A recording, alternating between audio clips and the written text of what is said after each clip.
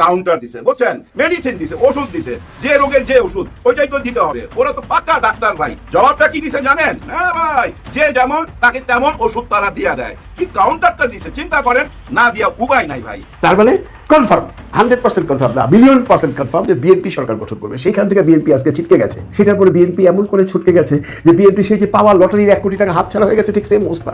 বিএনপিকে বাধ্য করতে যাচ্ছেন প্রফেসর ইউনূস। ঘাড় ধরে রাজি করানো বলতে যা বোঝায়, এখন সরকার সেদিকে হাঁটছে। অলমোস্ট সবকিছু গুছিয়ে ফেলেছে, চারদিকে সুখবর আর সুখবর। আমার থাপ্পড় মারার দরকার নাই। গোরখত কাব্বাস রে আমার থাপ্পড় মারার দরকার আছে।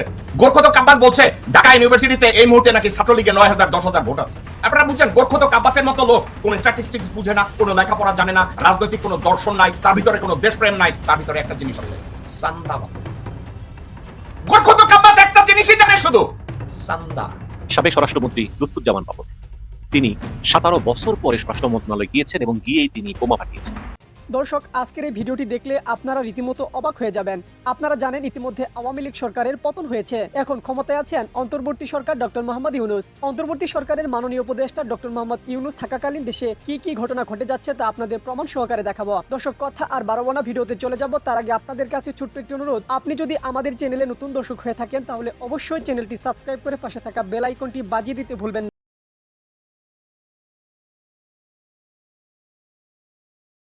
কথাটার অর্থই বুঝি নাই আমি, বুঝছেন।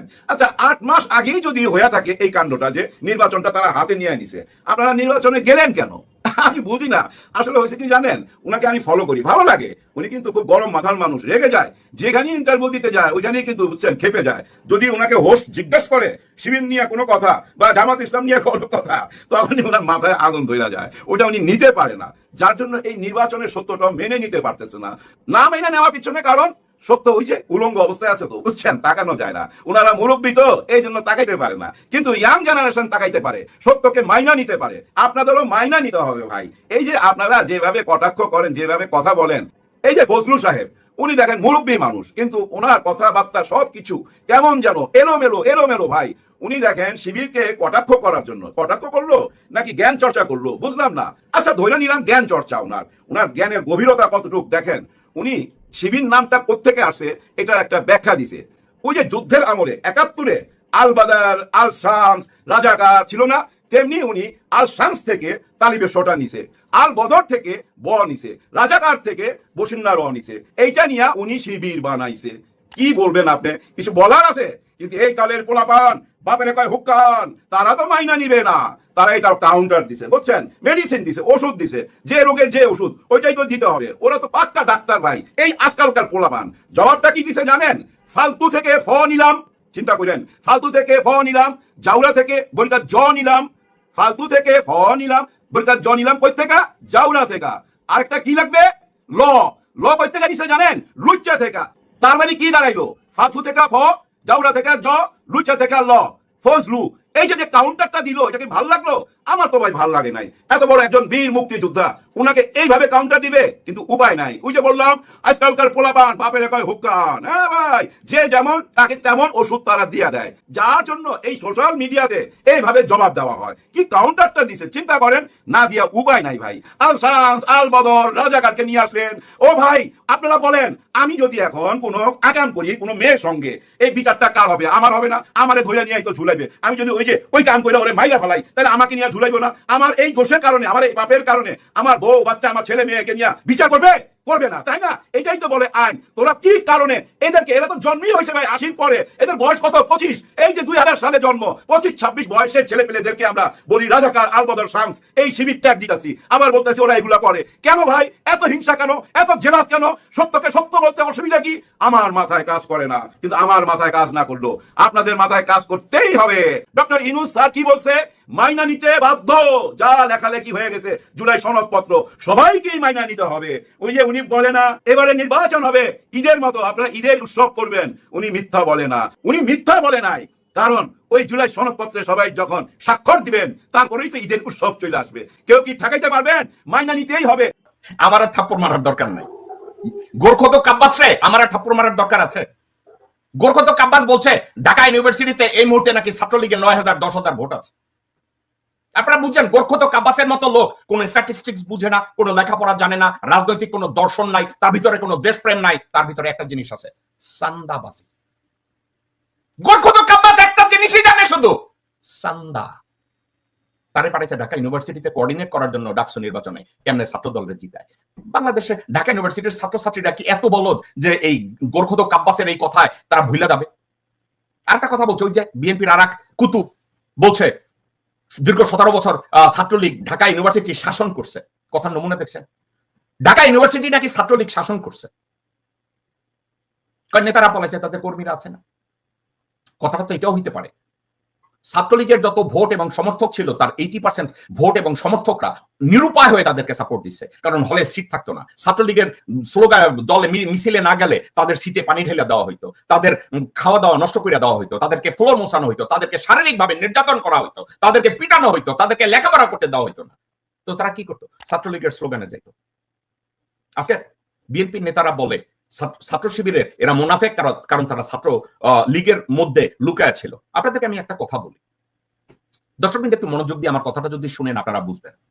এসপিওনাজ ওয়ার্ক যেটা গোয়েন্দাগিরি, বৈদেশিক গোয়েন্দাগিরি এবং অন্য পক্ষের কি প্ল্যান এটাকে নিজের কাছে নিয়ে আসার এই ট্যাকটিক্স খালেদ বিন ওয়ালিদ এর আগেও চলছে। আপনারা যদি চিন্তা করেন ক্রুসেডের সময় এটা ভালো চলছে।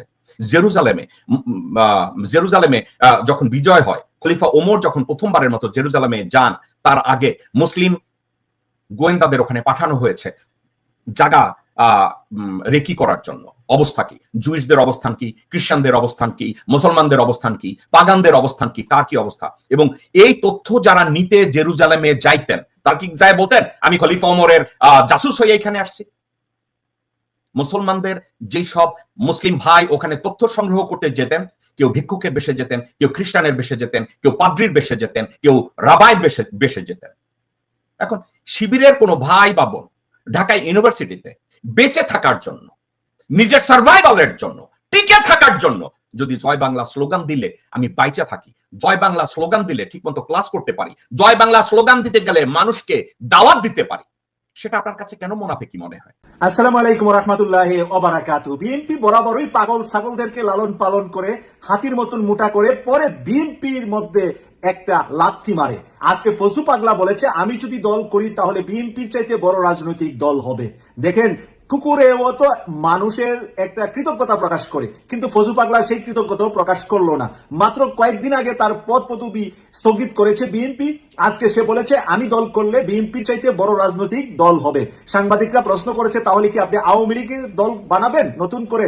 বলছে যে না, আওয়ামী লীগের দল বানাইলে চলবে না, মুক্তিযোদ্ধার দল বানাবে সে। আর এই মুক্তিযোদ্ধার দল দিয়ে সে বাংলাদেশ বিএনপির সাথে, বাংলাদেশ জাতীয়তাবাদী দল বিএনপির সাথেই চ্যালেঞ্জটা বিসমিল্লাতি দিয়ে ফেললো।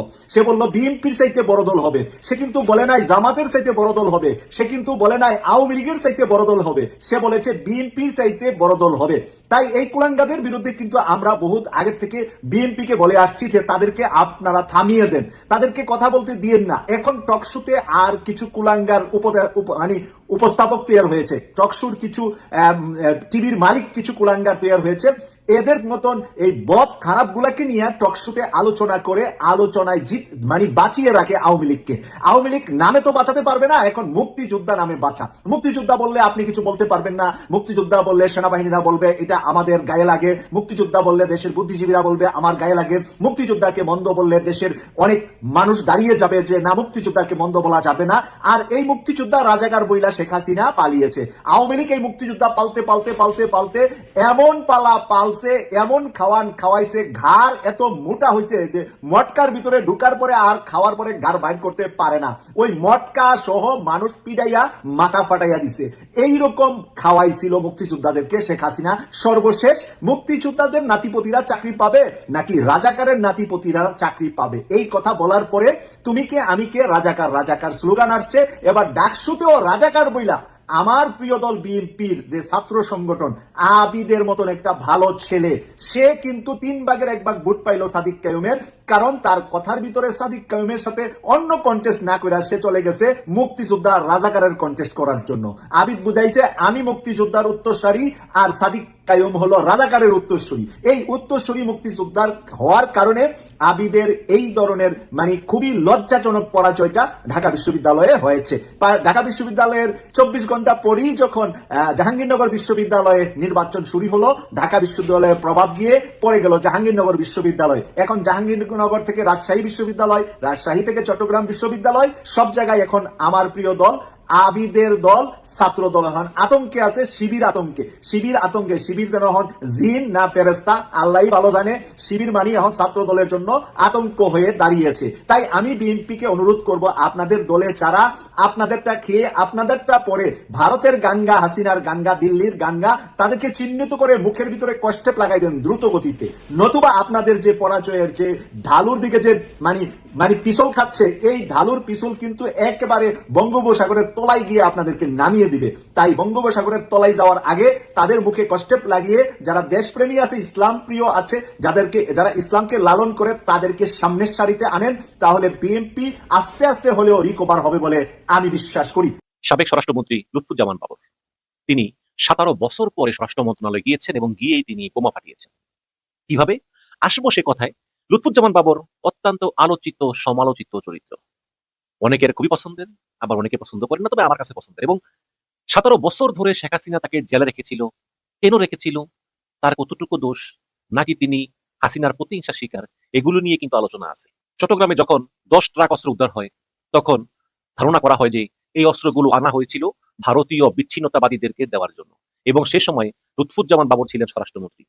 এবং 21শে আগস্ট যখন শেখ হাসিনার উপর গ্রেনেড হামলা হয়, তখনও ছিলেন লুৎফুজ্জামান বাবর স্বরাষ্ট্রমন্ত্রী। সম্ভবত আশা করি এসব কারণে হয়তো বা প্রতিহিংসা শিকার হয়ে শেখ হাসিনা তাকে কারাগারে রাখেন। যদিও তিনি স্বরাষ্ট্রমন্ত্রী ছিলেন বলেই তিনি জড়িত, এটা তো নাও হতে পারে। সেই লুৎফুজ্জামান বাবর 17টা বছর তার জীবন থেকে চলে গিয়েছে।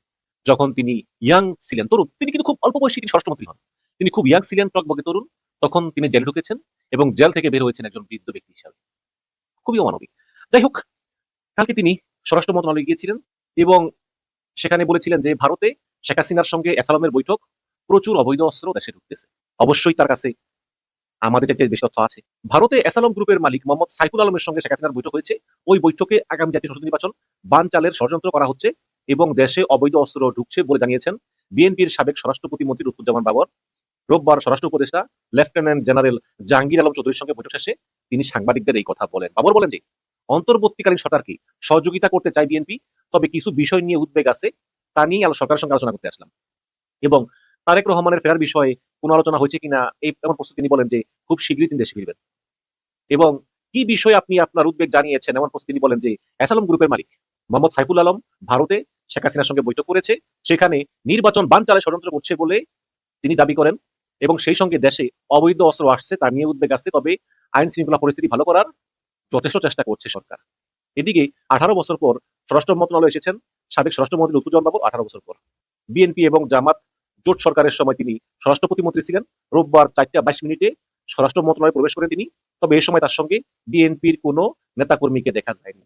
একটা বুদ্ধিমানের কাজ করছে, এই যে যেখানে গেছে বিএনপির কাউরে নেয় নাই, এগুলো পাবলিক ভালো চোখে দেখে না। ওই দেখেন না, ওই যে ডাকসু নির্বাচনে সাদিক কাইয়ুম একা হাঁটতো, আর বিএনপি ছেলেটা কিন্তু ভালো, বাট তার সঙ্গে দুজন থাকতো, দুজন তো বেশি না, বাট খোলাপাইন এগুলোই ভালোভাবে দেখে নাই, ভোট দেয় না। যাই হোক, তো এখন এই এসালাম, আমি একটু একটা ভিডিও বানিয়েছি যে এসালামে টাকায় কিভাবে শেখ হাসিনা লবিস্ট নিয়োগ করেছে। একজন সাবেক মাল্টার সাবেক প্রধানমন্ত্রী, একজন হচ্ছে যে বসনীয় বংশোদ্ভূত ব্রিটিশ ব্যবসায়ী, টাকার অভাব নাই। এবং এই মিলিয়ন মিলিয়ন ডলার যেগুলো শেখ হাসিনা এসালামকে বাংলাদেশ থেকে সরাতে সহায়তা করেছিল, এখন সেই টাকাই আবার বাংলাদেশের বিরুদ্ধে ব্যবহার করতেছে, বাংলাদেশ সরকারকে উৎখাতের জন্য ব্যবহার করতেছে, বিএনপি জামাত সবার বিরুদ্ধে ব্যবহার করতেছে আওয়ামী লীগ। তো সেই অবস্থায় ভারতের সঙ্গে বাংলাদেশের বিশাল বর্ডার আছে এবং এই বাংলাদেশের সরকারের প্রতি বর্তমান ভারত সরকারও বন্ধু বাবান্ন মনোভাব পোষণ করে না, এটা তো বাস্তবতা, আপনারা সবাই জানেন, আমরাও জানি, আপনারাও জানেন।